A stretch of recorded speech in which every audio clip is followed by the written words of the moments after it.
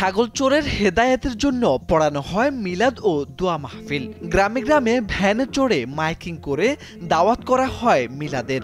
বাড়ির উঠোনে একে একে সেই মিলাদে হাজির হতে থাকেন এলাকার যুবক বৃদ্ধ সবাই। মিলাদ শেষে সারিবদ্ধ হয়ে বসেন আগত মুসল্লিরা। তাদের সামনে দেওয়া হয় প্লেট, বড় বড় পাতিলে আনা হয় বিরিয়ানি। ধীরে ধীরে পরিবেশন করা হয় সবাইকে। শুধু বাড়িতেই নয়, মসজিদেও মিলাদ পড়ানো হয় চোরের হেদায়েতের জন্য। তারপর দেওয়া হয় জিলাপি ও বিরিয়ানি।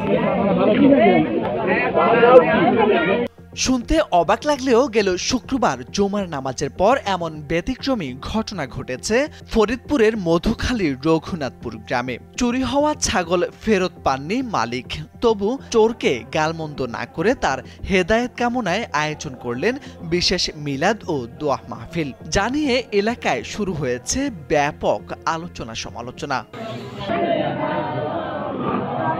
জানা গেছে, প্রায় 1 মাস আগে চুরি হয়েছিল আলামিন জমাদ্দার সবুজের 2টি ছাগল। চোরকে অভিশাপ নয়, বরং হেদায়েতের জন্য সবুজ মাইকিং করে পুরো গ্রামবাসীকে আমন্ত্রণ জানান। উপস্থিত হন এলাকার গণ্যমান্য ব্যক্তি, মাদ্রাসার শিক্ষার্থী ও অসংখ্য মুসল্লি। প্রথমে হতাশা ভেঙে পড়লেও পরে তার মনে জাগে ভিন্ন এই চিন্তা।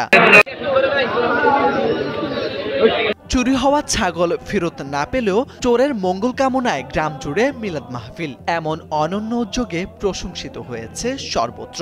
চোরের প্রতি শত্রুতা নয়, বরং তার হেদায়েত কামনা, মানবিকতা আর সহমর্মিতার এক বিরল দৃষ্টান্ত হয়ে উঠেছে এই আয়োজন।